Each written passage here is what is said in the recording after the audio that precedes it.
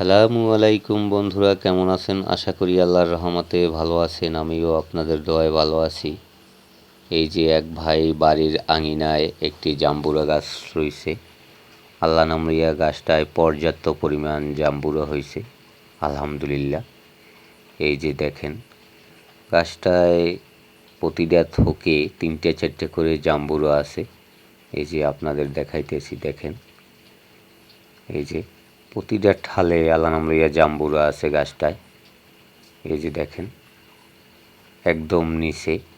এই যে আলহামদুলিল্লাহ 4-5টা করে জাম্বুরা প্রতিটা ঠালে। আসলে আমরা কাজের ফাঁকে ফাঁকে অবসর টাইমে যদি গাছপালা লাগাই, ইনশাল্লাহ হবে। দেওয়ার মালিক আল্লাহ। আমাদের আর কোনো জিনিসে অভাব থাকবে না, কোনো জিনিস কিনে খাইতে হইবে না।